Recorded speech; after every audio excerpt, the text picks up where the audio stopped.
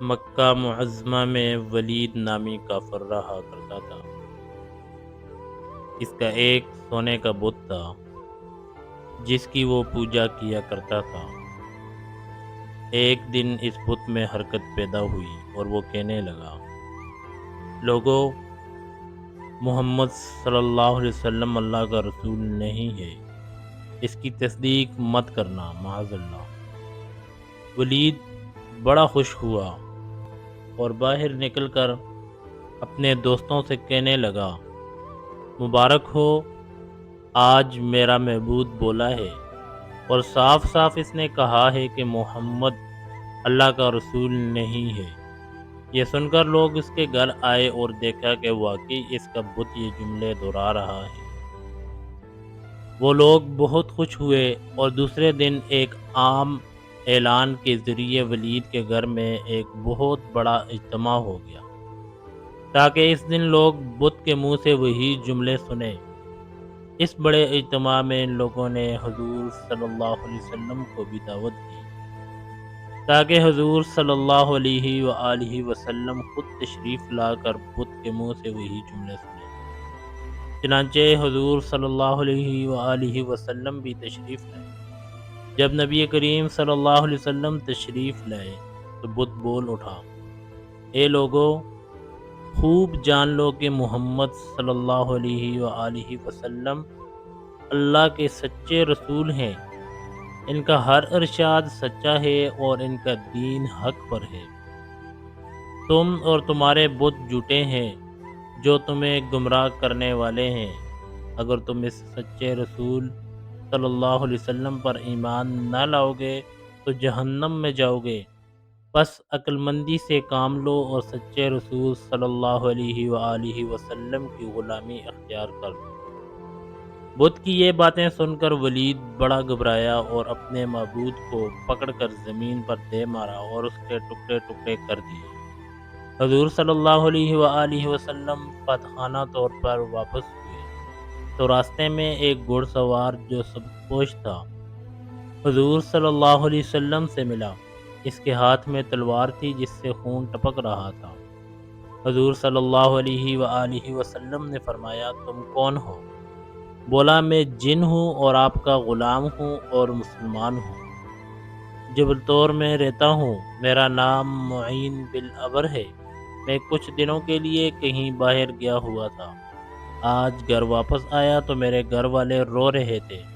میں نے وجہ پوچھی تو معلوم ہوا کہ کافر جن جس کا نام مصفر تھا، وہ مکہ میں آ کر ولید کے بت میں گھس کر حضور صلی اللہ علیہ وسلم کے خلاف فضول گوئی کر گیا ہے، اور آج پھر وہ یہی بکواس دوبارہ بت میں گھس کر کرنے والا تھا۔ اس سے پہلے وہ آپ کے متعلق بکواس کرتا، یا رسول اللہ صلی اللہ علیہ وآلہ وسلم، مجھے سخت غصہ آیا، میں تلوار لے کر اس کے پیچھے دوڑا اور اسے راستے میں قتل کر دیا۔ پھر میں خود ولید کے بت میں گھس گیا اور اب جو کچھ کہا میں نے کہا۔ حضور صلی اللہ علیہ وسلم نے یہ قصہ سنا تو بڑی خوشی کا اظہار کیا اور اپنے اس جن غلام کے لیے دعا فرمائی۔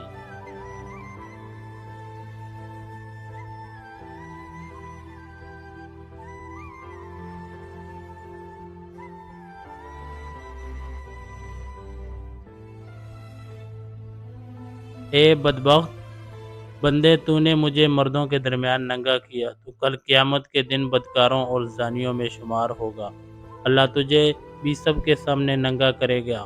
وہ شخص کہنے لگا کہ اس لڑکی کی آواز کا مجھ پر ایسا اثر ہوا کہ مجھے اب اپنے آپ پر اللہ تعالیٰ کا غضب محسوس ہوتا ہے۔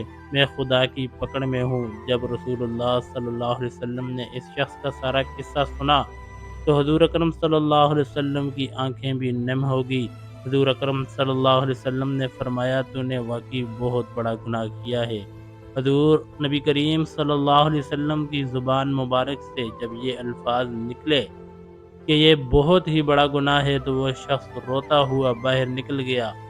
اس نے سوچا کہ رسول اللہ صلی اللہ علیہ وسلم اس وقت بہت ہی ناراض ہیں، ایسا نہ ہو کہ آپ صلی اللہ علیہ وسلم کی زبان مبارکہ سے کوئی ایسی بات نہ نکل جائے جو میری بربادی کا مزید سبب بن جائے۔